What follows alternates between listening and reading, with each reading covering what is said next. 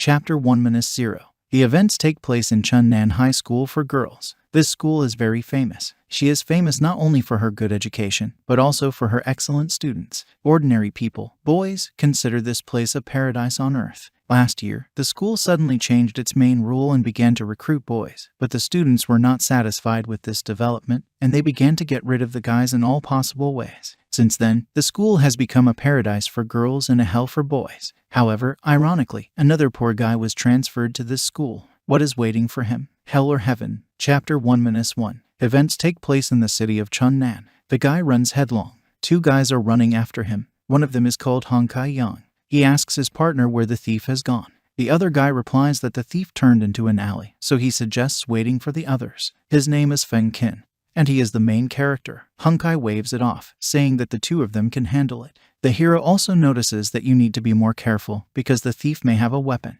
The thief stumbles into a dead end. He wants to climb over the fence, but it's too high. Feng asks the guy to return what he stole. The thief turns out to be an emo from the Forgotten Love Club. He replies that a couple of schoolboys won't be able to stop him, a member of the Forgotten Love family. The guy starts dancing, showing the real skills of an artist. He tries to intimidate his pursuers with this, but it looks too shabby to work. The latter is what the main character notices. Honkai is the first to break down. He prescribes savory bream to an unfinished artist, after which the latter falls to the ground, and then his comrades begin to kick him. The artist begs you to stop. Ian notices that he's soiled his new clothes. The hero calms him down, saying that it can be easily washed, and they need to go further to find the others. The comrade supports Fen's words. Then the hero notices around the corner a girl with white hair and the likeness of cat ears on her head. The girl is shaking all over, but still finds the strength to go out to the guys. A representative of the fair sex refers to the main character as a brother. She immediately asks if they're done yet. The girl's name is Dai Bai. She praises the guys for being quick on the job. The guys answer with sadness that they managed to catch only one, and the second was able to escape. The hero begins to communicate with the girl. They completely forget about the existence of the third person in their conversation. Feng asks the fairer sex where the two girls have gone. Xiu explains that she hid to see her little brother's feet with her own eyes. This sounds creepy to the guy, so he decides to change the subject, asking about where Xuanzin has gone. Dai Bai replies that she doesn't know exactly where the man is right now, but she assumes that he's probably hitting on some girl. The hero asks her guess again, after which they both see their friend talking to some young girl with pink hair. At the same time, Xuanzin is chatting with a beautiful girl. He reassures her, insisting that she shouldn't worry, because his people will soon return her back. The guy takes the victim's hand and gently moves closer to her, offering to go and have a drink somewhere before they get back. The girl blushes all over. This is how Xuanzin sees the scene. The hero together with his friend see this picture. They don't like it, so Fen asks the guy what he's doing here. After receiving no response from Xiu and Zin, they both start punishing him for being so impertinent.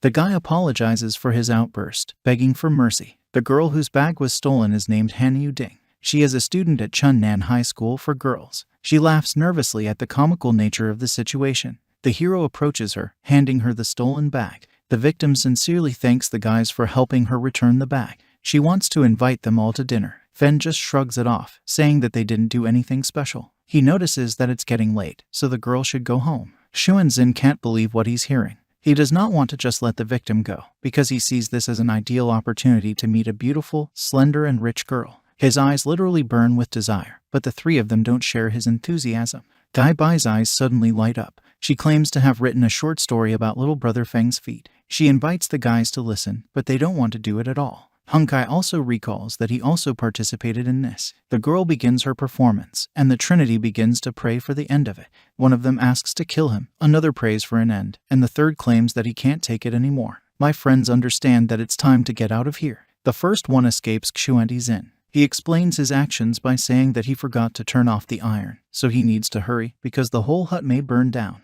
Honkai runs off in the opposite direction, saying that he remembered an important thing. His girlfriend is cheating on him right now. The hero is also going to run, but the aura of the girl makes him stop in mid-sentence. When Dai Bai turns around and sees her little brother, she literally melts with happiness. She throws herself at him with a hug, declaring that only he can appreciate her talent. The guy knows he's in serious trouble. Fen tries to gently get rid of the annoying girl, finding a good reason, but someone starts calling him sharply. He is very happy about it inside. The hero picks up the phone and starts a conversation with his mother. The guy gets straight to the point, determined to find out what happened. The voice on the phone announces that they are in trouble, so Feng Qingyu needs to hurry home. Young Dai Bai's eyes are filled with tears from all this. The hero hangs up the phone, then tells the girl that he needs to go home. She grabs him by the elbow, begging him to stay. The guy once again repeats that he needs to run, and then breaks out of the grip of the fair sex, going home. On the way, he says goodbye to her, and Dai Bai declares that he is a real fool. There are only 4 people in the hero's family: Mom, Dad, him and his little sister. They are not particularly rich and especially not famous, but they have a quiet and happy life. Feng Qin jumps over a small fence, already approaching his house. The guy puts the key in the lock and turns it, opening the door. He enters the room, announcing to all his relatives that he has returned. His parents are sitting on the couch in the living room, waiting for him. From their faces, it becomes clear that something out of the ordinary has clearly happened, so the hero immediately tries to clarify the situation by asking a question about the state of affairs. The father puts his hand on his son's shoulder, asking for forgiveness. He announces that even though he has just turned 18,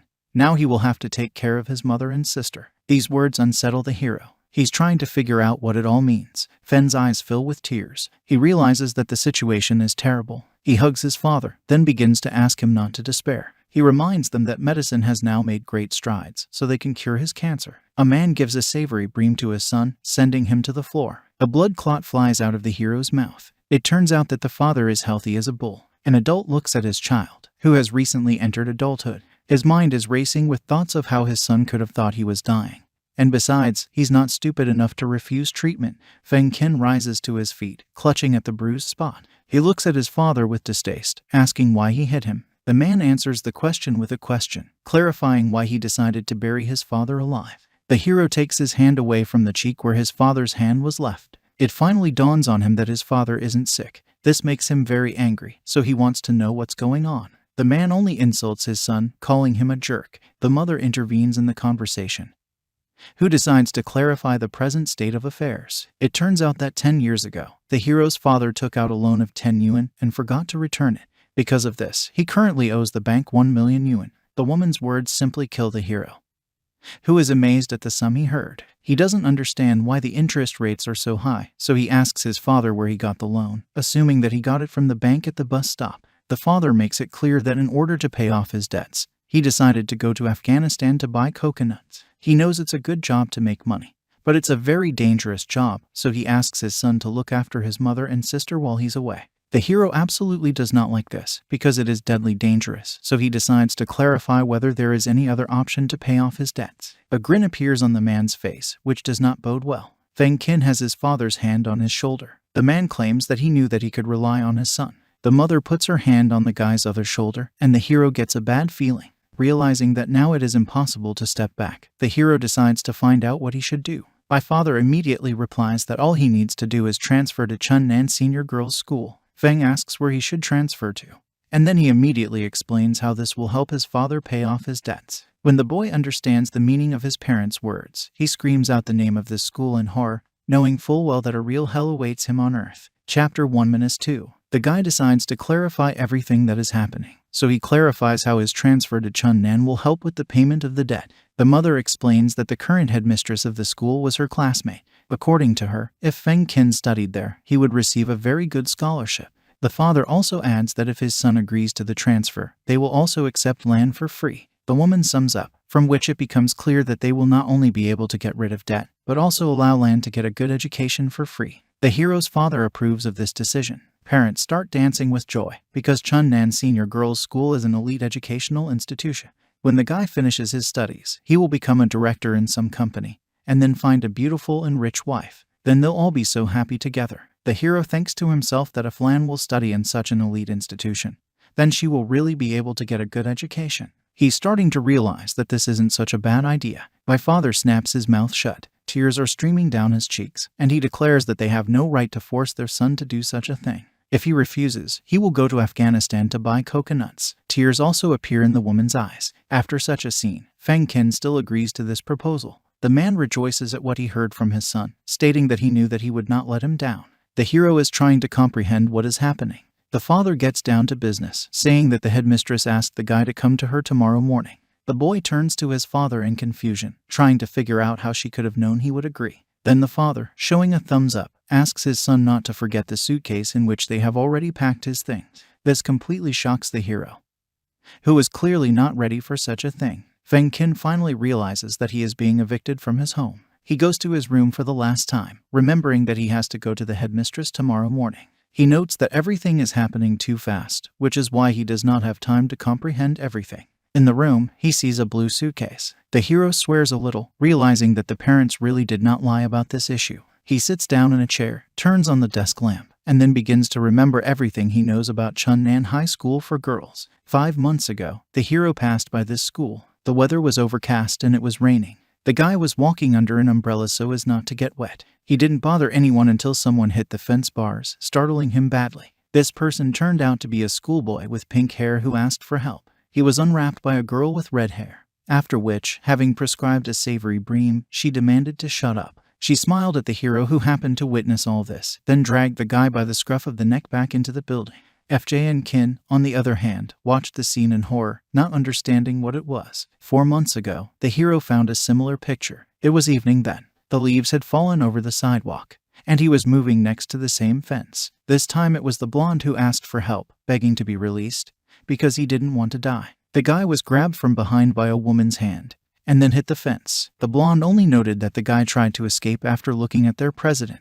The hero is startled to realize that this is another poor guy. It happened again 3 months ago. A brown-haired boy was trying to climb over the huge gate of Chunnan High School, shouting that he would live. A rope wrapped around his neck from behind. She took a sharp drag on her cigarette, then broke her neck. He fell to the sidewalk right in front of the hero, who did not understand what was going on there at all. It should be noted that in all 3 cases there are exaggerations. Feng Qin doesn't particularly like such prospects. He is saddened by the fact that he will have to spend a whole year in such a place. Then he remembers that he forgot to do something. He needed to tell Lan everything. He goes to his sister's room. He knocks several times on the door, which has a sign with her name in the form of a pink heart. My sister opens the door, asking me what my brother needs. The hero informs that they are both transferring to Chunnan High School for Girls. Lan replies that she already knows about this because her parents told her. Lan asks the guy not to call her sister at school because she doesn't want anything to do with the killer. A member of the fair sex slams the door. The hero realizes that his sister is still mad at him, so he decides that he should leave.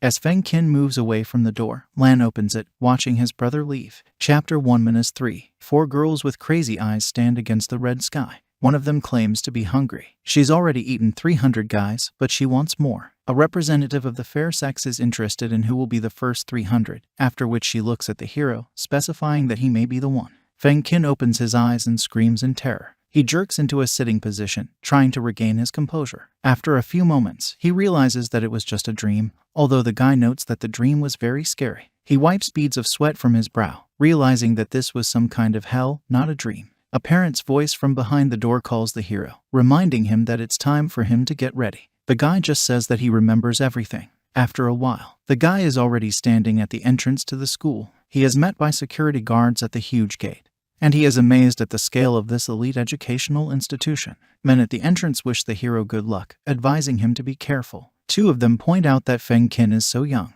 They hope that he has lived a good life, however short. The hero is amazed at this attitude towards himself. It's like he's being escorted to the death penalty. He makes a mental note that he hasn't done anything wrong yet, so he doesn't know why they're treating him like this. Feng Qin climbs the stairs to the headmaster's office. When he reaches the door, he catches his breath, swearing at the number of floors. He notes that in the event of an earthquake, the survival rate here will be 0. He knocks on the door of the principal's office, and a few seconds later a woman's voice calls out for him to enter. The guy opens the door, immediately apologizing for bothering him. The hero examines the director's office. There's a picture of Scansy on the wall. There's a coat rack in the corner and a closet next to it. A little further away from him is a chair. Feng Qin notices that it's cozy. At the table sits a girl in a chair, which is turned back to the guy. She claims that they haven't seen each other for a long time. The girl in the chair turned to the guy. She was dressed in formal attire, a red jacket, a red skirt, and a white blouse. The headmistress looked very young. She couldn't have been more than 30 years old.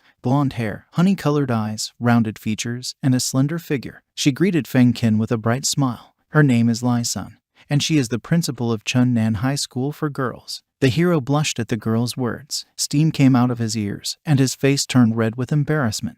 Lai Song approached the guy while he was still in his thoughts. Feng sat on the chair, not flying in the clouds until the headmistress put her hands on his shoulders. The guy tried to find out what was going on. The girl hugged the hero, pressing him into her boobs. This made the boy blush to the tips of his ears. After that, she pulled away, stating the guy has grown a lot. Feng's nose started to bleed from the girl's excessive attention. But he quickly recovered, trying to figure out what she was doing. The headmistress notices that the other person has probably forgotten the fact that he used to always hug her when they met. The guy recalls what just happened, asking if it's true. The blonde gives a more detailed explanation that then he said his first word, calling her mom. A light bulb lights up above Feng's head, after which he gives out that he now remembers everything, and then assures the interlocutor that this never happened. This makes Lee Sun feel embarrassed at the awkwardness of the moment. The headmistress tries to justify her behavior by saying that she noticed how much the guy was agitated, so the aunt decided to distract him. Feng notes that the word distract is not appropriate here. For him, it's more appropriate that the girl tried to seduce him. Lee Sung decides to ignore these words. She hands him the paper, telling him it's time to get down to business. She explains that she gave the guy a non-disclosure agreement. The hero repeats the name of the document in bewilderment, not understanding at all why he should sign such a thing. Chapter 1-4. Lee soon reveals that they have several school rules that need to be followed. In addition, she notes that there are things that should not go beyond the school. The hero begins to study the document, and the headmistress asks him to pay special attention to the first two rules. The first rule is that you can't use force against girls, and the second refers to relationships that cannot be started in the walls of school. The blonde asks the new student to focus their attention on the second rule. She explains that they don't recruit boys to set up a harem in the school, but, unfortunately, all the previous boys were transferred to this institution only for this. Feng understands perfectly well, but he can't accept the first rule. His pride is hurt by the fact that he will not be able to use physical force, because it is difficult to accept that you will be beaten by everyone who is not lazy. Lee soon asks the other person to calm down, saying that if you use physical force in self-defense, then this is another matter. Feng Qin quickly gets his emotions under control, realizing that no one can bully him now. He is interested in why the girls' school started recruiting boys.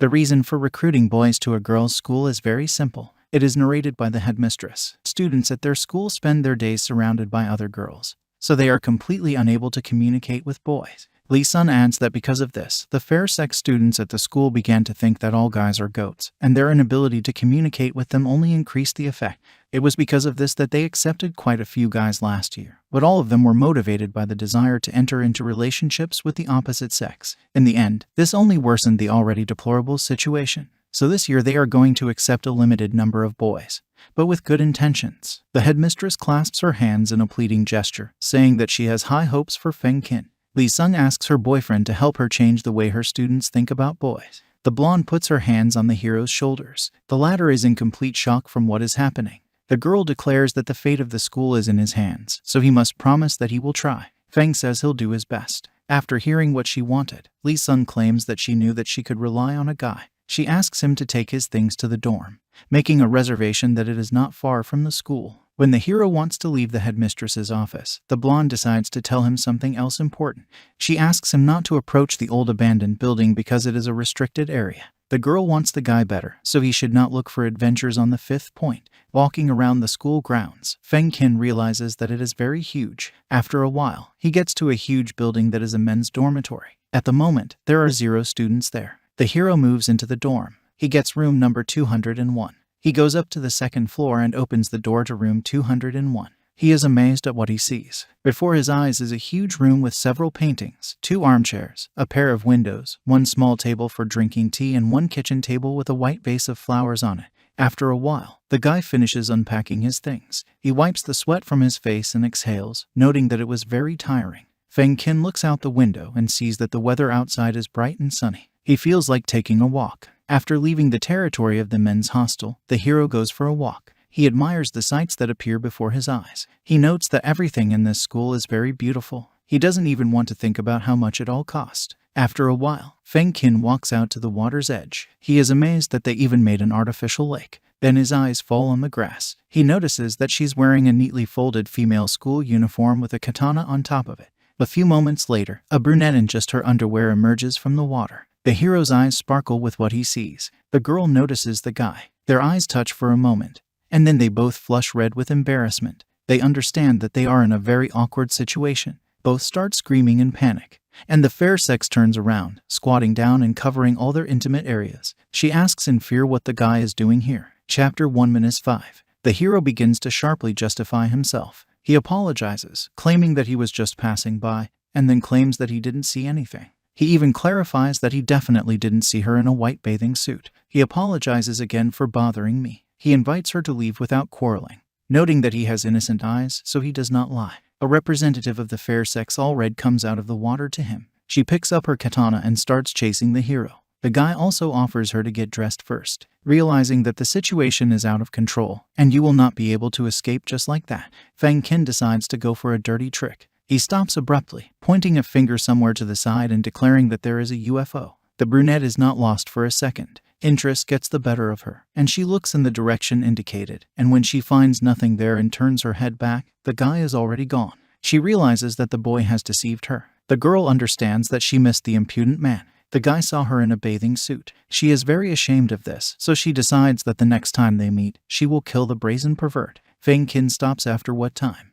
Beads of sweat run down his face. He realizes that he has come off, but he had to get into trouble during a simple walk. Although, remembering what he had to see, the hero notes that he is not a bit upset. The guy quickly throws his fantasies aside, deciding that the time is not needed for this. The hero realizes that the time has come to meet Xuan Xin and Hong Kai Yang. He walks over to Long Yung's cafe, where his friends are already waiting for him. Xuan immediately jumps up to him, forcing the conversation. The guy notices that Feng is a real hero. He even started to think that he wasn't coming back, so it should be celebrated. The Lovelace starts counting from 1 to 3, and then asks to smile. The camera takes a picture in which the hero is at a loss, and Xuan smiles brightly. The blonde notices that the hero will turn out very well in the photo, after which he makes a small blot that Xuan, of course, turned out better, but Feng Qin is also not bad. Xuan Xin notes that he can add a filter to sour the face of the interlocutor. He decides to find out the hero's opinions on this issue. Feng, on the other hand, is very annoyed by his friend's greeting.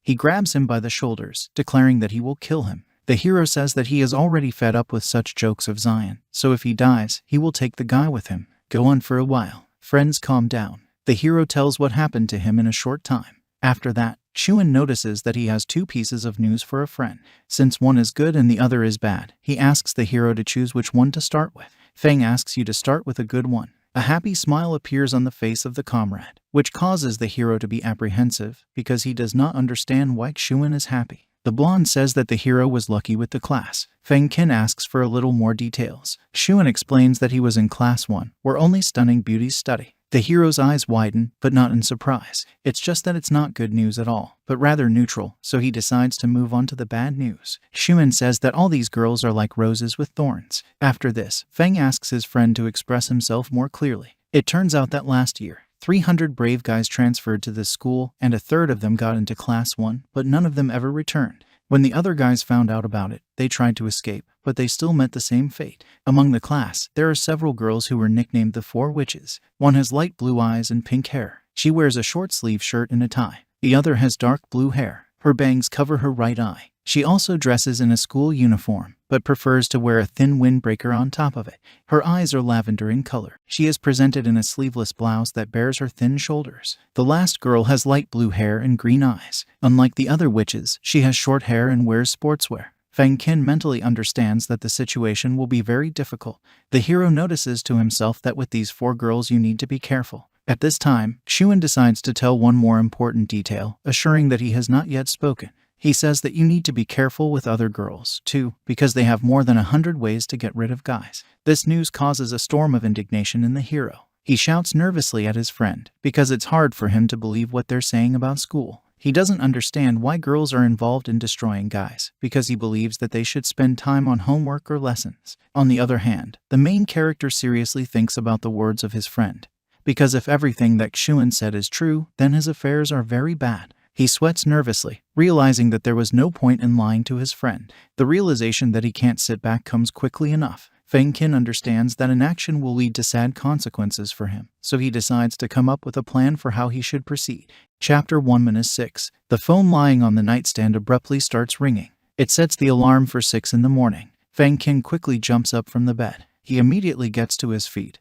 noting that it's time for him to get up. He realizes that today will be the day when everything starts. A familiar voice from the other side of the door shouts for the guy to get up, hinting that if he doesn't, he'll be late on the first day. The brunette responds to these words, stating that you know everything. After that, he notes to himself that a very epic moment was ruined for him. He lets out a calming breath, then repeats his words about how his hell is going to start today. 10 minutes later, Feng Qin is transformed beyond recognition. He puts on a wig, which has a generally blonde hair color, but the tips of the curls have the following colors: orange, light green, and purple. He also wears a bugoha suit. On the face, the hero applies purple shadows, foundation, and a little purple lip gloss. The guy notes that he is a real handsome man. Feng Qin thinks that his plan is a win-win, because no girl would want to get involved with such a guy. Walking down the street, the guy still cannot get used to the new attributes of his appearance. He notes that because of the wig, he can't see anything. As he approaches Chunnan High School for Girls, several expensive cars stop nearby. Seeing that the students themselves drive such expensive cars,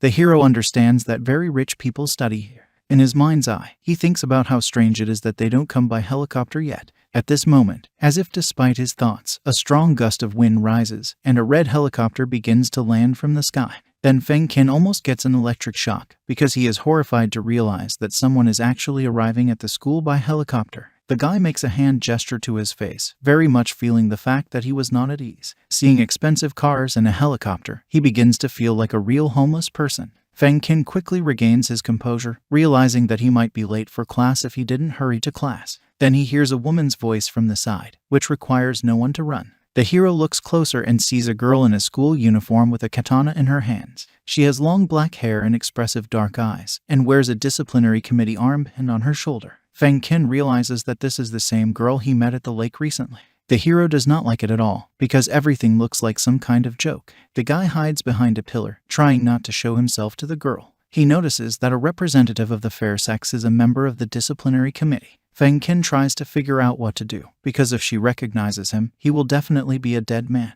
The hero goes back, assuming that there must be another way to school. He stops abruptly, realizing that he doesn't have much time. Feng Qin carefully looks at the fence, realizing that in principle, he can climb over the wall. The guy quickly makes his way to the Chunnan High School grounds without anyone seeing him. He presses himself against the wall, letting out a sigh of calm and noticing that now he needs to find a homeroom teacher. The hero quickly finds the right door, then knocks on it and enters with words of apology for the trouble. In the room is a girl with black hair, which is tied in a single bun on her head. Until she was disturbed, she went about her business at the computer. In order not to waste time, Feng Qin tells her that he is a new student in her class. At the same time, he introduces himself and respectfully addresses the interlocutor as Miss Tan. After a quick glance at the new student, the girl remembers that Miss Lai Sung warned her about the transfer of a new student. She stands up from her seat, asking Feng Qin to follow him. She's going to walk him to class. The hero trails behind Miss Tan. As he walks down the corridor, he hears two female students talking.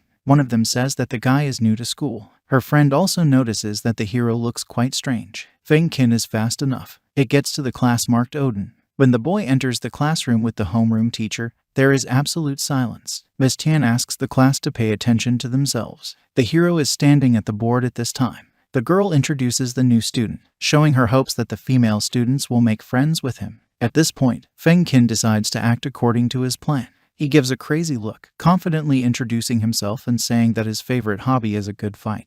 But the guy doesn't get the reaction he planned. Representatives of the fair sex are more surprised than frightened by his words. This confuses him. Realizing that he is about to fail, Feng Qin puts on the most angry face possible, stating that he hates it when someone comes closer to him than half a meter, and the last one who broke this rule is still collecting money for treatment.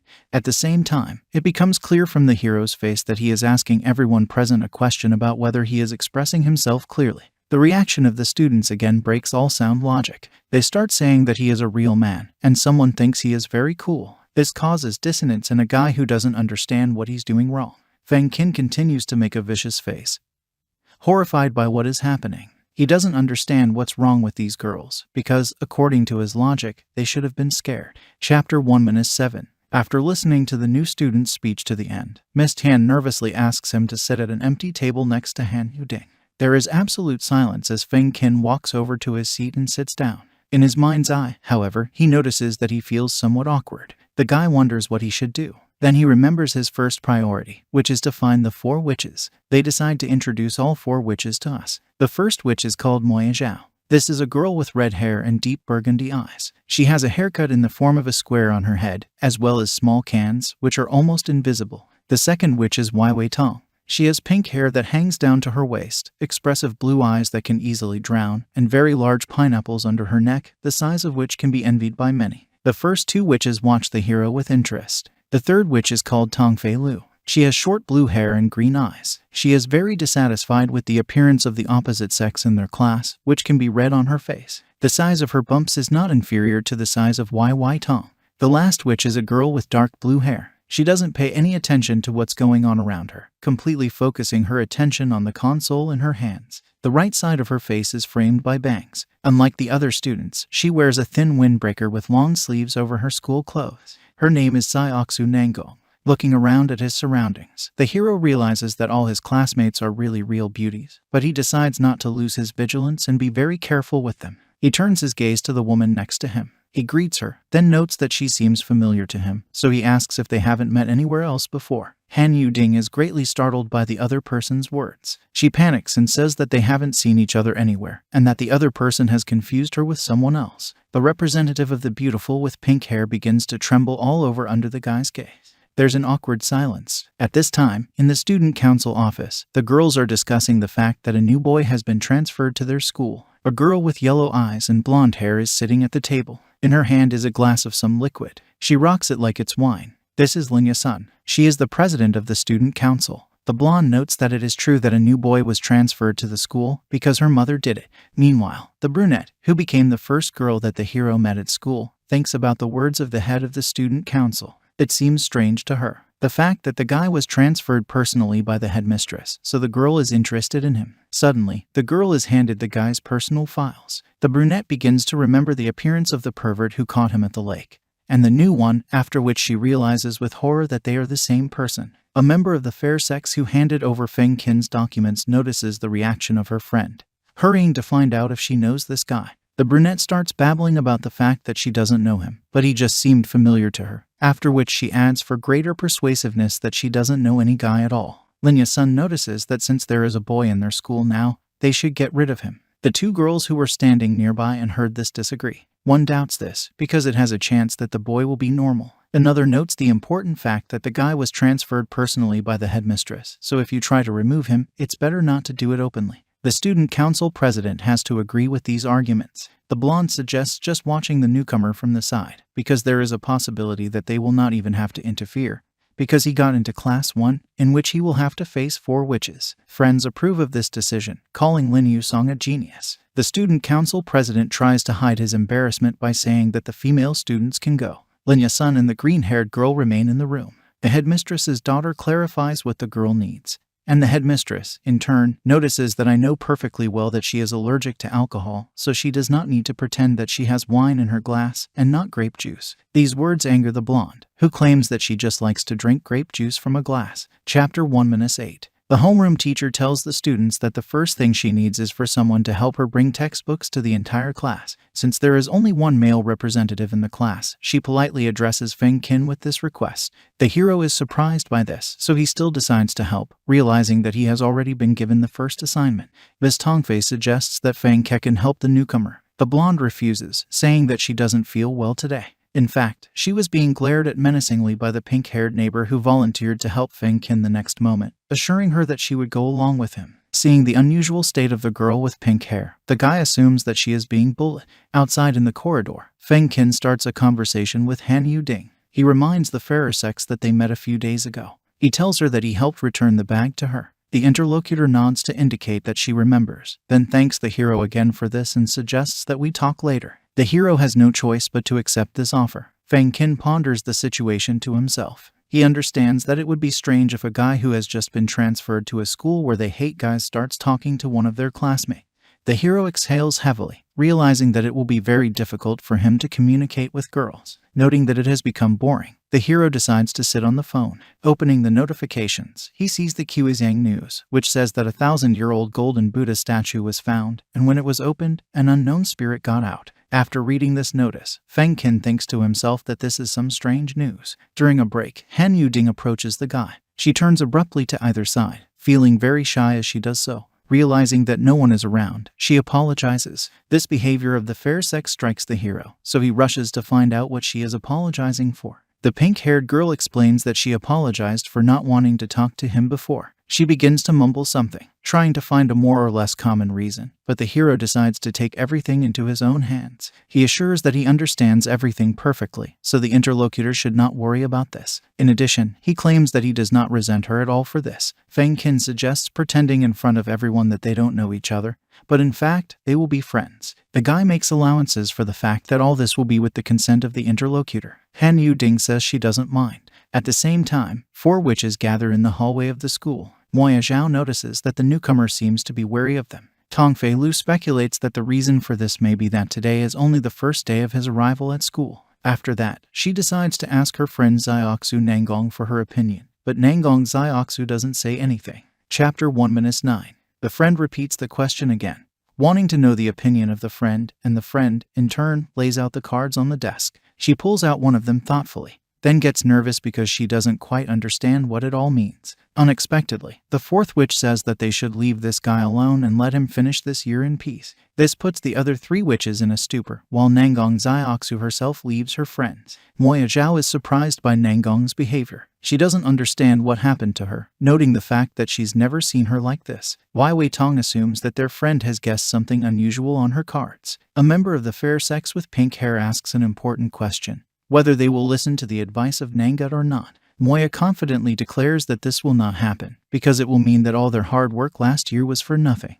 Tong Fei Lu suggests that they continue their work as planned, only trying to be more careful. Both friends agree with these words in unison. That's when Lu wonders what's so special about this guy. After the hero returns to the classroom, a girl with red hair approaches him. This is Moya Zhao. She thanks a classmate for helping their teacher with their textbooks. Feng Qin, on the other hand, maintains an outward calm, claiming that there is nothing special about it. Inwardly, he curses, not knowing what the hell she wants from him. Then the interlocutor hands him a bottle of water, saying that he probably wants to drink. The hero thanks the girl for the water, stating that he will drink it later. Mentally, however, he knows that he will not do this. He also wonders if the girls really think he's so stupid or not. He puts the bottle back in his desk. Zhao, seeing this, is unhappy with this development, but she quickly says goodbye to the guy. She smiles at him, telling him that they'll see each other later. At the same time, the blonde says that she doesn't feel well, so she asks Han Yu-ding to wash the windows for her. The girl agrees, but her face shows that she is nervous. Her hands are shaking, and the blonde yawns, glad that class is finally over. Feng Qin makes a mental note that he thinks the blonde is doing just fine.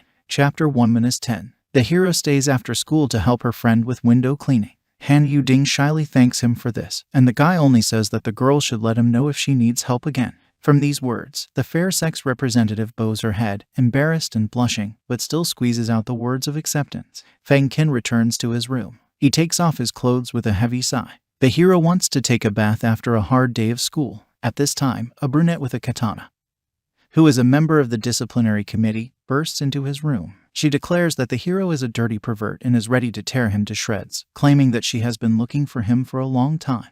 A representative of the fair sex first turns white, and then is filled with red paint from what she saw. She went into the guy's room while he was changing. Feng Qin appears in front of a brunette in her underwear. He turns half sideways to face her. The girl sees a raised torso and a slightly thin body. It is clear that the hero was going to take off his underpants. The brunette's eyes widen. She starts to mumble something, but no more or less adequate word leaves her mouth. The brunette closes her eyes with a cry that the guy has completely lost his shame. Feng Qin, on the other hand, is amazed that each of their meetings ends like this. The entire red girl is unable to control her actions, so when the hero asks her to stop shouting, she ignores him. This encourages the guy to take action. He takes off, and when he gets close enough, he puts his hand over the intruder's mouth. Slightly miscalculating the speed, the hero knocks the girl down. They freeze for a moment. The realization that the guy is only in one pair of shorts on it comes to the brunette not immediately. Feng Qin asks the girl to keep her voice down. He has a displeased face, and the representative of the fair sex herself blushes all over, unable to utter a word. Seeing that the brunette does not listen to him, the hero asks her to be silent again, slightly hinting that if someone sees them in this form, it will be very bad. The girl, when the guy's palm leaves her lips, starts shouting, which gives him 3 seconds to remove his hands from her, after which, without waiting for any answer, she hits the guy's sensitive crotch with her foot. This is a very hard hit. My testicles break. There is a deathly silence. The hero holds back a cry of pain, then grabs his underpants, bending over the floors and falling exhausted to the floor. As Feng Qin struggles to recover, the brunette climbs to her feet. She is still confused by what is happening, and insults to the hero fall from her lips. She calls him a pervert, a psycho, a preoccupied, a freak, a jerk, and a nutcase. Chapter 1-11. Shivering, the hero rises to his feet. In his mind, he curses being dealt such a heavy blow. The girl continues to hit him, but this time it's a mental taka. The brunette calls him a freak, a brute, and a geek. Taking the blow on himself, the guy shouts back that this is his room. A retaliatory blow forces the fair sex to come to her senses. She recalls that the guy started it all because he first spied her swimming in the lake. Feng Qin makes an uncomprehending expression, then declares that this is a public place and he was just passing by it. The hero goes on a counterattack, claiming that the girl swam in the lake, desecrating a public place. It hits the brunette in the heart. She starts to get angry. Her fingers curl into fists. She tries to find at least some excuse for her action, but in the end, not finding anything better, she decides to challenge the guy to a duel. The guy asks again about what the interlocutor said. His eyes widen, and then he reminds me that the Qing dynasty has long since destroyed a person, and now it's a new era. The brunette stands her ground, declaring that she will not let the guy go just like that, because he humiliated her twice. To this, Feng Qin replies understandingly that he did indeed see her naked. However, just now, the girl carried out her revenge. In his head, he equates broken eggs with a feast for the eyes. This confuses the brunette. She demands that the other person get dressed. At the same time, she blushes all over. The hero, realizing that he is still in his underwear, blushes red, stating that he would have already done this if the girl had been silent. He starts to pull on his shirt. Heavy breathing, a representative of the fair sex leaves the room. Before closing the door, she tells him that she will be waiting for him at 12 o'clock in the evening in the training hall, and if the guy has to, then she asks not to blame her for what will happen to him later. After these words, the brunette closes the door and leaves. The hero grabs his head, not understanding at all what is happening. The rest of the day passes quickly and unnoticed. The hero goes to the meeting point. He's very nervous. This time, he decides not to wear a wig or makeup. Approaching a small 2-story building with a light on, the guy realizes that the meeting place should be here. The full moon had already risen in the sky. The guy enters a dojo that already has him in it. A brunette is waiting. In her hands is a katana, and she says that she thought that he would not come. The brunette clarifies what would have happened if he hadn't come. A representative of the fair sex takes a stand, stating that tomorrow the interlocutor will drown in Tokyo Bay. Feng Qin yawns, claiming that he wants to go to bed early, so he asks his opponent to finish quickly. An evil aura appears around the girl, and she says that the guy should not worry, because he will lie in bed for a month, starting tomorrow. The hero, without any interest, says that he is very, very scared. After such an attitude, the brunette loses her temper, noting that the interlocutor asked for it. She sits up, taking a stance from some style, then abruptly breaks off in the direction of the guy. The brunette with a furious cry breaks down on the hero, intending to teach him a lesson for all the bullying that he did to her. The guy also gracefully dodges the attack of a representative of the fair sex, after which he turns out to be behind her to conduct an easy attack. The girl doesn't understand what's going on. Feng Qin tries to take the katana from his opponent. Once behind her, he grabs the handle right through the girl, who is horrified by the guy's speed. The brunette continues to resist, not allowing her to take away her weapon so easily. Then the hero makes a very passionate exhalation in her ear. This causes the girl to turn around and lose control out of embarrassment.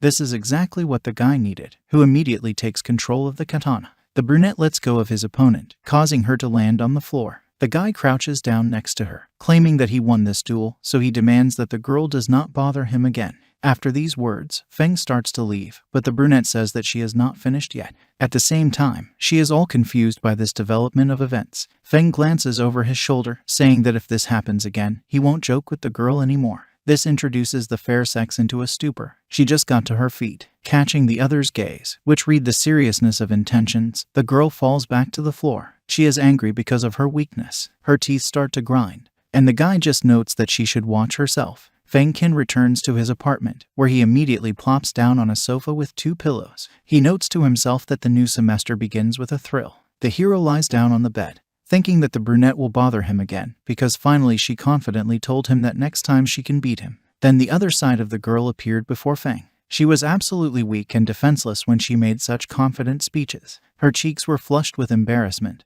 and she was depressed. Her cry was like a cry of despair. Wrapping himself in the blanket, the guy notices that he has a bad feeling, but he puts it out of his mind, considering it a trifle, because now it's time to go to bed. Morning comes. The guy gets dressed for school. This time, he decides to come without makeup or a wig. As he gets dressed, the hero notes that it's time to go back to school. The hero comes out of his room and sees that knife marks have appeared on his door. It scares him. He recalls the existence of 4 witches in the class, so he assumes that this is just the beginning of all the troubles. Feng senses something is wrong, knowing that today will be an unusual day. Problems appear out of nowhere. The hero buries his face in his desk, swearing to himself that he forgot to eat breakfast. Time passes slowly. At 10 o'clock he feels hungry, and at 12 he begins to starve to death. It's almost noon. The guy goes to the dining room, where there are already people. He looks down at the food, and then stars light up in his eyes. He notes that the food looks amazing. Feng Qin picks up a tray of food, then starts to find a place to eat. In the dining room there are only 4 tables, each of which is designed for 4 people.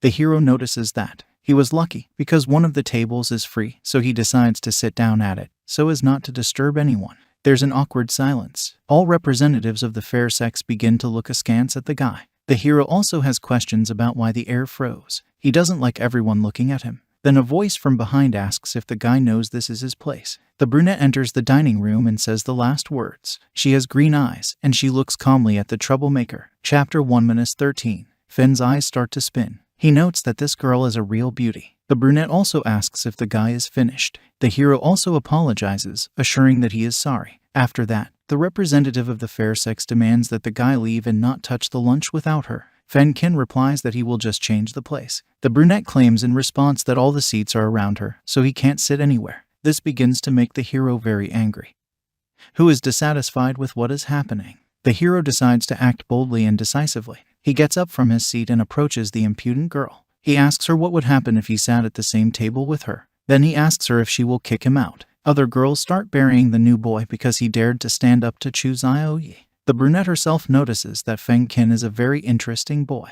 The guy sits down with his tray of food at the same table with a dangerous representative of the fair sex. He decides that he will just ignore her so that he can finish his meal quickly and leave this troublesome place. But he is shocked by what is happening around him. The other students, instead of eating, start chatting among themselves, focusing all their attention on their table. The guy doesn't understand that this is so. Fenya's jaw is ready to say hello to Paul, because the brunette has brought a bunch of different delicacies. He's amazed that she's going to eat it all by herself. The brunette immediately starts eating, picking up a knife and fork. After finishing the food, the hero decides to just leave. In his mind's eye, he remembers the look the girl gave him. He begins to assume that it is not simple, because of which he may have problems. In the corridor, the hero runs into a friend with pink words. They don't exchange words, but she pushes a small note into his hand, then abruptly runs away. This surprises the guy a little. After entering the classroom, Feng Qin sits down at his desk, thinking about what happened. He's surprised that it's all so mysterious, and Han Yu-ding is making him worry. The guy unfolds a note with a number written on it. He draws a parallel in his head with the fact that he is a real spy.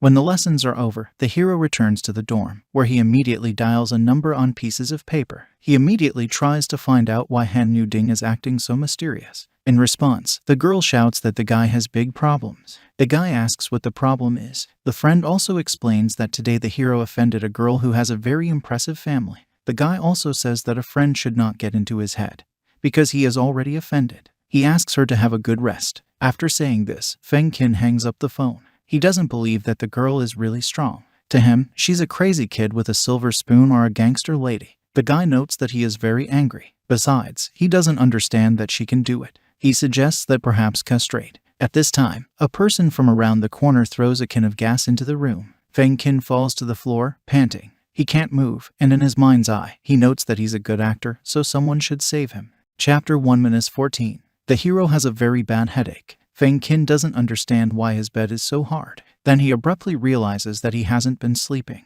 Then the guy tries to understand why he feels so weak. He knows it smells fried. He tries to force his eyes open. Then a man's voice from the side starts to wake him up. Feng Qin opens his eyes. The first thing he sees is a chandelier made up of 3 identical squares hanging separately from each other. The brunette tries to look around, asking who is calling him. Then a voice from the side catches his attention. A kid with glasses and a smug smile on his round face looks at him. The hero is surprised by this development of events, trying to immediately find out who it is. The guy starts swearing, trying to get out. He was strapped to the bed very tightly. He doesn't understand what's going on. He doesn't believe that anyone has such a good binding skill. The fat man asks the hero to calm down while calling him a boy. He explains that they received a message that he tried to harass the girl. Upon hearing this, Feng Qin demands that the person who claimed it meet him face to face. The interlocutor claims that their lady does not have time for this, so the fat man is going to deal with the guy himself. The hero immediately asks what the other person wants to do. He already assumes that Chu Zio-yi is involved. The man pulls out a knife, quoting the old saying that eroticism brings disaster, so you need to castrate to fix it once and for all. The fat man claims that he just wants to help his patient get out of trouble and become a good person. Feng Qin is getting very nervous at these words. He doesn't want to believe what he's hearing, so he shouts out that the other person is joking. Here the peasant takes the guy by the leg, starting to pull towards him. It turns out that the hero has chains on his feet that restrict his movements. Feng Qin also demands that the other person stop, but he is not going to give any concessions to his victim. He pulls him to him, starting to pull his black hands towards the guy. Obscene curses fly from the hero's lips. He really fears for his life. Someone starts knocking on the door of the room. The bespectacled man is not happy that someone interferes with him, so he asks who's there. After that, the door starts pounding more aggressively. The fat guy repeats his question, adding to it that it starts to annoy him. He demands that the intruder is already there so that he can safely castrate this boy. The man approaches the door, but the girl knocks it out with a heavy kick.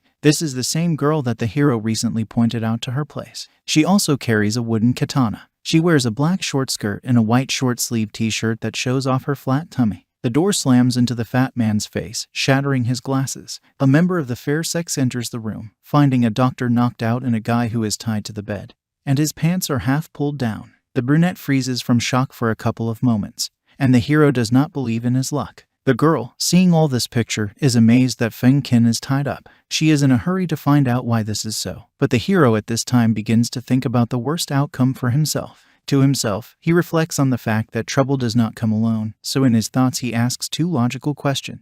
The first is why the girl came again. The second one sounds like a suggestion that she might kill him while he's tied up. Despite his worst thoughts, the brunette bends over the belt on his waist, which holds him back, trying to free the guy. She says she can't untie it. Feng Qin falls out of reality, not understanding what is happening. The fight lover grabs the guy by the wrists with both hands, claiming that she will pull him out. She asks you to trust her. The hero, being impressed, holds out both hands to her. The brunette gets up from behind and starts pulling, trying to just pull the guy out of the belt. Feng Qin starts shouting that his hands are not the right thing to do. Radishes. You can see that he's in a lot of pain. The brunette still manages to save the guy. The hero exhales heavily, noting that he was saved. They both push their backs against the bed. There's an awkward silence. They both look at each other. Gathering his courage, Feng Qin still thanks the girl for her help. Clearing his throat in his fist, the guy decides to find out what the brunette wanted.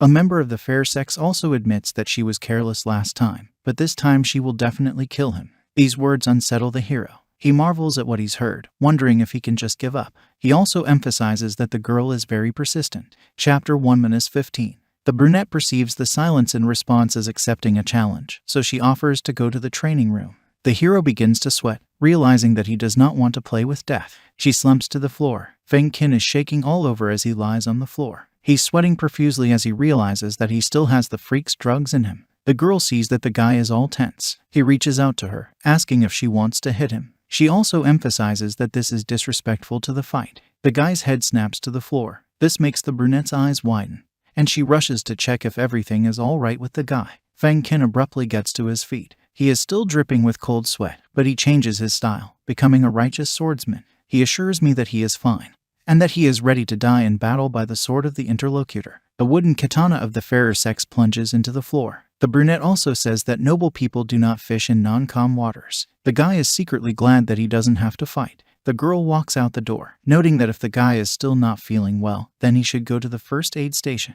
At the same time, the brunette pours red paint from embarrassment. He closes the door and sends me on my way. As she walks down the street, the dual lover wonders if Feng is all right. She also wonders who the fat guy was. At the same time, Feng Qin thinks about what a genius he is. He remembers the girl's worried face, admitting that she is very cute. At the same time, the guy sits down on the bed. The phone starts ringing. Feng Qin quickly approaches him. He understands that the director is calling. This confuses him. He takes a couple sips of juice from his straw, wondering why she's calling him. The hero still picks up the phone, starting a conversation. He asks Miss Song what happened. The woman asks a rather strange question, which is a little annoying for the guy. She clarifies if she can call him if she doesn't have anything. The guy repeats the question word for word, not really understanding what it's all about. The blonde, taking this as consent, declares that then she will not stand on ceremony. After that, she hangs up. Fen's pupils widen. He doesn't understand what it was just now, or what the headmistress meant. The hero suspects that he has agreed to something global. The guy doesn't understand what happened, so he decides to ask the headmistress about it.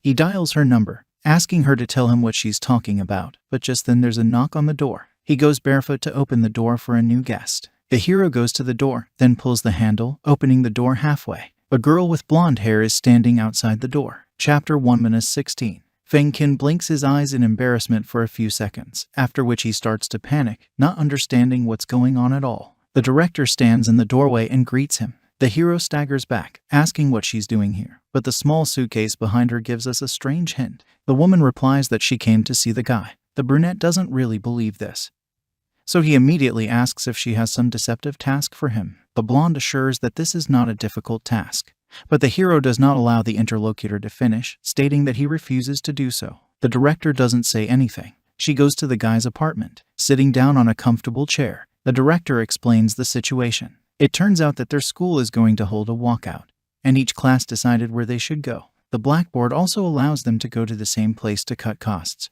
but Tong Fei Lu in their class doesn't agree. The woman asks the guy to try to convince her. The brunette repeats that he has already given up on it. After processing the information a little, Feng Qin still decides to clarify why, in the opinion of the interlocutor, the girl should listen to him because she did not hit him in the past. The headmistress smiles rapaciously at this. The blonde declares that it's time for the guy to show his charm. She invites him to become a prince. The woman imagines the other person completely naked with a shiny body and a rose between her lips. The brunette also notes that the style of the Prince of Women is very creepy. Privately, he doesn't know what's going on. The hero declares that he politely refuses to do so. At the same time, he makes a serious face, thinking that he is an honest person who will not betray his body. The interlocutor only laughs at this, stating that they will go to the beach, where the girls will be in swimsuits. Hearing this, the guy's face changes. Feng Qin is already picturing all of her classmates wearing nothing but swimsuits. This causes his nose to bleed. He flies off to the seventh heaven with happiness. The director at this point notices another reason why this is beneficial to the guy.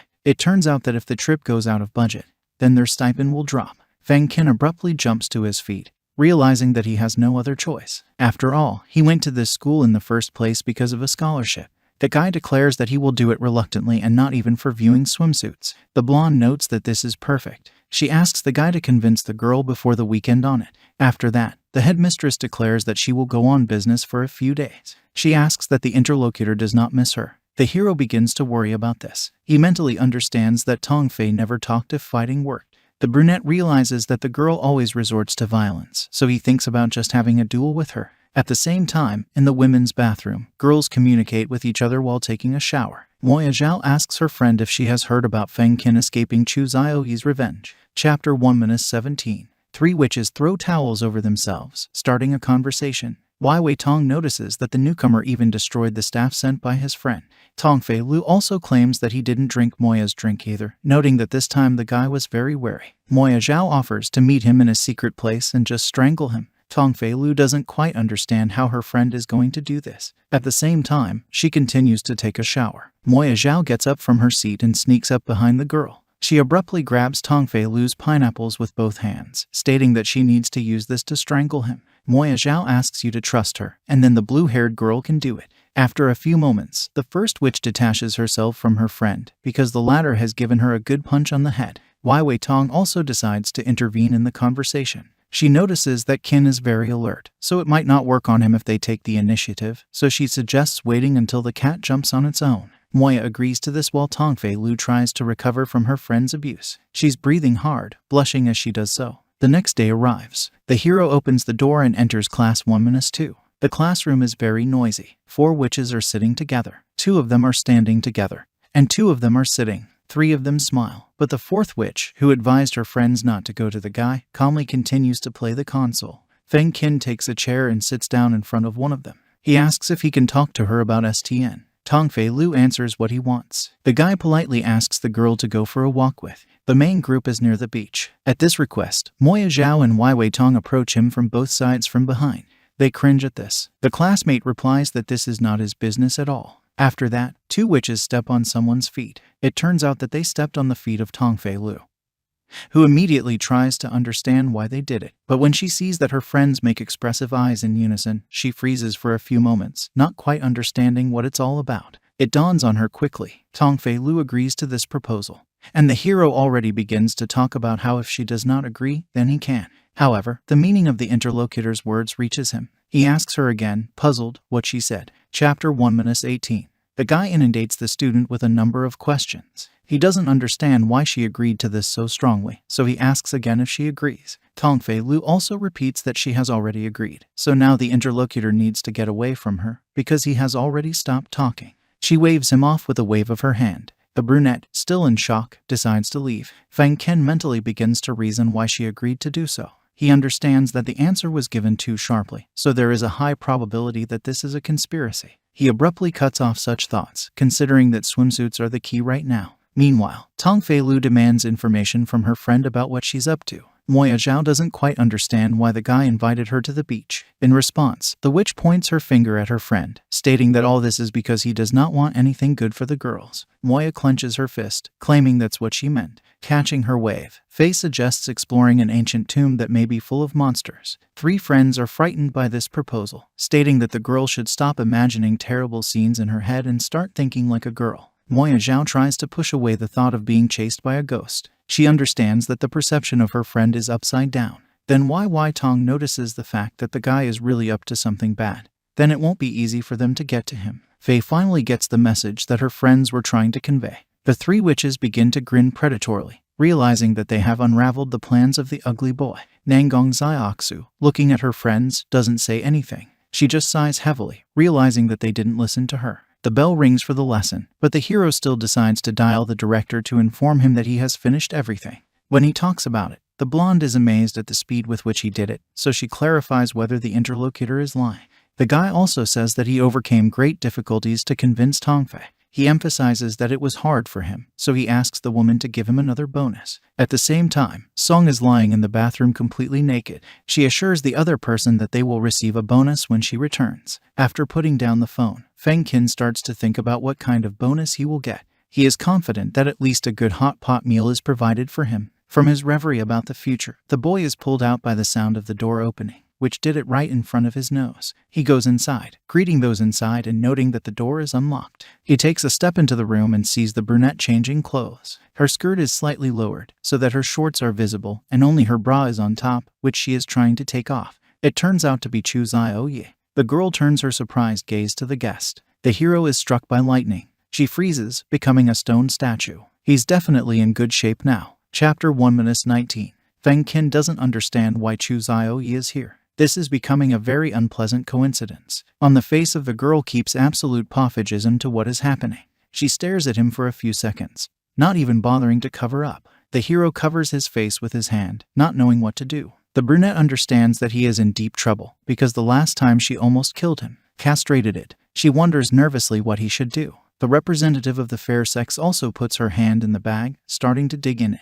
The hero grits his teeth, realizing that you can't just calmly wait for your death, so he decides to do something. Feng Qin takes a deep breath. A lot of thoughts are running through his head. He finds a solution by telling himself not to despair and assuring himself that this is a matter of life and death. The guy abruptly pulls out his phone and starts taking pictures on it at maximum speed. After finishing an unplanned photo shoot, the guy says that if the girl does not want these photos to get on the network, then she should listen to him. Inwardly, Feng Qin is already happy, calling himself a genius, because he believes that as long as he has these photos of the interlocutor, she will not bother him. On the face of the interlocutor is still a mask of absolute indifference. She finally pulls something out of her bag. It's a grenade. A representative of the fair sex calmly pulled the pin and threw a grenade. A dangerous object rolled across the floor, flying next to the hero. The dark-haired man closed his eyes, realizing that his situation was very bad. Oh braced himself for death, but when nothing happened 5 seconds later, he decided to take a look around. The guy was surprised to realize that it was a fake. Xu Zioyi hurried to explain that it was a micro-anti-tank grenade that erased the data of any civilian electronic device within a 2-meter radius. After that, the girl offered to check the phone to the interlocutor. When he tried to turn on the phone, he realized that it had stopped working altogether. The representative of the fair sex also stated the fact that his photos were erased. After that, Feng Qin broke out in a cold sweat from the realization that he had nothing else. The girl didn't stop there. She pointed to a working camera in the corner and said that she had recorded a guy breaking into the women's locker room and taking photos to threaten her. This news finally finished off the hero, who was clearly not ready for such a thing. Chu Zio-yi decided to clarify what the dark-haired man would do now, because if she gave it to the police, then he would definitely go to jail. Feng Qin gathers his thoughts, realizing that he has no other choice. Of all the things, it can only do this. He's going to use a secret skill. The hero falls to his knees, bowing his head to the floor and begging Milady to spare him. Chu Zio-yi grins, suggesting that the guy do something unusual. From her face, it becomes clear that you should not expect something adequate. A representative of the fair sex, without hesitation, stretches her stocking's leg to the guy, offering to lick it.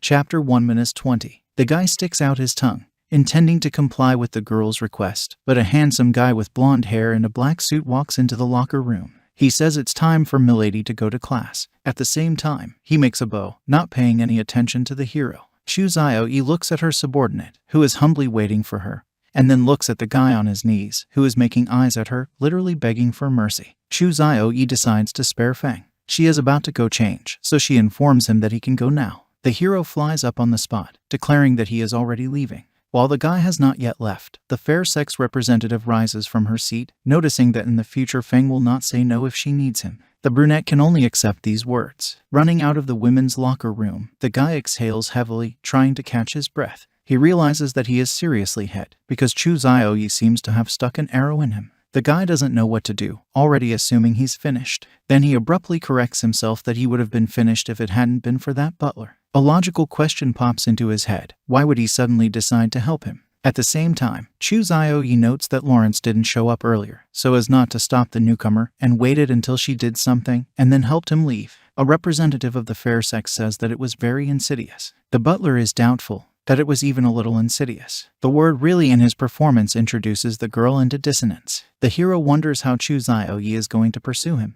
The guy thinks she's really a killer lady. The sharp sound of the message scares the hero. He jumps up and down, then picks up his phone to read the message. Tong Fei Lu also reports that 2MRW will be running for 7 days and 7 nights. She advises him to go to bed early today, because she will be waiting for him at 5:45 in the morning at the gate, from where 2 Mr. W will start. MRW, Morale, Recreation and Welfare. Feng also swears about why it's so early. He doubts that this is a picnic, because it's more like military training. Meanwhile, in the girls' dorm, Tong Fei Lu says that the message for Qin was sent 15 milliseconds earlier, and now the Y show starts. Tan also says that you should not worry, because this is a pure virgin boy. Lu doesn't understand how his girlfriend knows he's clean. She assumes he's an animal. This makes Y laugh. The other 2 witches are just watching from the sidelines. Tun notes that her friends are too vigilant, because they always think that boys are animals. Y herself believes that Feng Qin is close to girls because he is used to it, not because he is good at it. She also assumes that he has a sister. From all this, she deduces that once she is on top of him, he will surely be seduced. Chapter 1:21. Dawn is coming. The hero moves to the collection point. He yawns. It shows that he didn't get enough sleep. The brunette notes that he was very worried, which is why he did not sleep well. He's very sleepy right now, and his brain is still thinking about how that girl is going to torture him. He is afraid of her, imagining her as a succubus with 2 horns on her head. At the same time, there are gusts of evil wind, which gives the hero the impression that someone is standing behind him. Feng Qin tries to push such thoughts away. He decides that he needs to hurry, so it's best not to slow down on the way to the gate. When he reaches them, he notices that the place is still empty. A mysterious silence envelops the gate, which is disconcerting. It's 5:45. This finally surprises the guy who doesn't understand what's going on and where everyone is. He begins to fear that he is too late, so his brain figures out what to do now. The hero thinks about waiting a little longer, but the sound of falling from behind attracts his attention. Feng Qin turns around and sees the building from which the sound was heard. He walks up to it. Finding that the door is not closed, he decides to enter, immediately asking who is there. There's no answer, and Thun is lying on the field among the basketballs. She fell down so that her underwear is visible to anyone entering. The hero greets, deciding to find out if everything is all right with her. The student does not show that she has woken up. The guy notices that it's Wei Wei Tong. He is very embarrassed when he sees her panties under her skirt. Feng Qin extends his hand to the girl, but she doesn't accept it. Then he grabs her by the shoulder to sit her down. The witch also reports that her leg hurts. This makes the other person even more perplexed. The hero sees that the girl really has a lump on her leg. He decides to take a representative of the fair sex to the first aid station and informs her about it. He grabs her by the hips, pulling her onto her back. The guy is a little embarrassed, but still starts to move forward. Feng Qin feels that the girl is pressing her whole body against him, which makes him feel her pineapples, which are a decent size. He is very embarrassed by this, but continues to carry the girl on himself. Tun decides to strike up a conversation. She very gently whispers words of gratitude in the hero's ear, causing him to start burning with embarrassment. This gives him the creeps, but he declares that everything is fine, and then rushes to change the subject, asking why it fell in the warehouse. Wai Wei also says that she went to the warehouse to get a picnic napkin and accidentally touched the basket. Feng Qin refers a representative of the fair sex to medical center. She sits her down on a bench, noting that when the nurse comes, he will give her some salve and everything will be fine. Tun claims that the nurse won't be here today, so she has to meet them at the beach. Hearing this, the brunette wonders what to do then. Wai Wei holds out a leg to the other person, asking them to do something for her. At the same time, she makes the most innocent face in the world. Chapter 1-22. The guy still agrees to this. He asks her to hold on, considering it painful. Tun puts his hands together, noting the other's concern. The hero applies ointment to the damaged area, and then declares that it is good now, so he advises the girl to have a good rest before meeting with the others. He keeps a feigned calm as he prepares to leave. Feng Qin resolutely leaves the infirmary, although it can be seen that it is very difficult for him. Tun falls on her side with a heavy exhalation, and when the guy leaves, she asks her friends to come out. Tong Fei Lu starts the conversation. She's amazed that the new guy really didn't do anything to her friend. It can be seen that the girl really wants to catch him and beat him on the spot. Tun also notes that if it was so easy with him, then she would not have to interfere. Tong Fei Lu decides to clarify what her friend thinks about this. Wai also claims that Feng will get suspicious if she just approaches him, so she needs a good reason to do so. Moya Zhao notices that the last time she gave him water for no reason, he was on guard, but today he helped Wai. The girl thinks that the newcomer will not suspect her if she turns to him. Tong Fei Lu also knows that this is a real insidious trap. The fourth witch is very dissatisfied with the behavior of her friends, but she is silent, not expressing her opinion. The brunette returns to the street to the gate, noticing that everyone is finally gathered. He notices a girl in the crowd who likes dueling. He can see that she's upset about something. The class gets on the school bus. The four witches are traveling together. Moya Zhao clarifies whether they forged seats on the plane. Tong Fei Lu answers in the affirmative, then asks Moyu to keep an eye on Han Yuding so that Wai can sit down next to Qin in peace. Tun also notes that the friends should prepare a scene during the trip. She asks them to make it so that they can complete them, which this time will be held at the airport. The class arrives at Chun'an Pinggao Airport. In it, all students pass a customs check, and then go to the plane. Everything is going according to the plan of the four witches. Tun sits down with the hero, who immediately asks how her leg is. The representative of the fair sex assures that everything is in order, after which she once again thanks the guy for his help. Wai leans over Feng Qin's ear, beginning to whisper that she was very pleased when he applied the ointment. At the same time, she breathes very seductively in his ear. The brunette blushes red with embarrassment, and his head starts nodding at this. The representative of the fair sex laughs at this. It becomes clear that the main character will be very difficult to survive this trip.